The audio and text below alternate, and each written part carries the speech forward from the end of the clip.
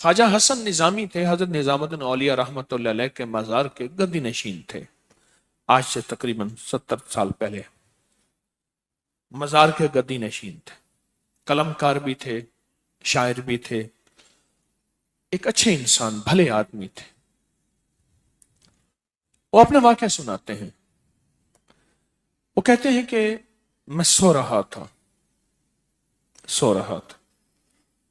میں نے محسوس کیا کہ میرے جسم سے گوشت ختم ہو گیا، کئی سالوں کا مردہ ہوں اور میری ہڈیاں ہیں، صرف ہڈیاں ہیں، اور ان ہڈیوں کے ارد گرد کوئی بندہ ہے، آ گیا، ارد گرد بندے آ گئے، بہت سارے افراد آ گئے اور مجھے کوڑے سے مار رہے ہیں، اور میں چیخ رہا ہوں اور میری آواز کوئی نہیں سن رہا۔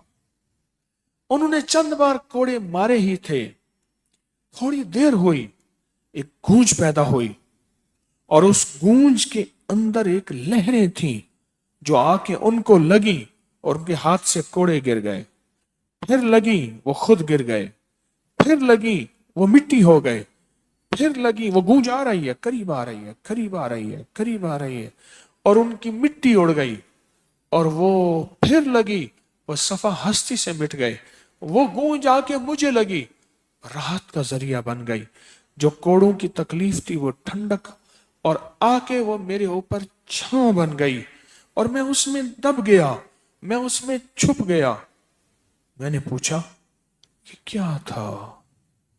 کہا تیرے حاسد تھے، تیرے دشمن تھے، جادوگر تھے، ظالم تھے، تکلیف دینے والے، تجھے مٹا دینے والے، تیرے ساتھ انتقام لینے والے، تیری خوشیوں کو ختم کرنے والے، تجھے غم کے زہر کا پیالہ پلانے والے، تیری راحت کو چھیننے والے، تیری زندگی کو تلخ بنانے والے، تیری خوشیوں پہ خوش نہ ہونے والے، یہ سارے کے سارے وہ ظالم تھے۔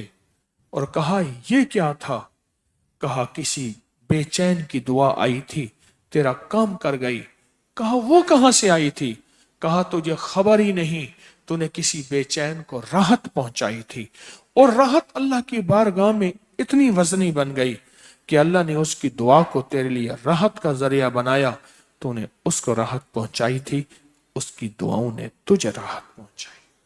ہمیں دعاؤں کی ضرورت ہے، ہمیں دعاؤں کی ضرورت ہے۔ کہا سن لینا، آج ایک موتی دے رہا ہوں، ساری زندگی یاد رکھنا۔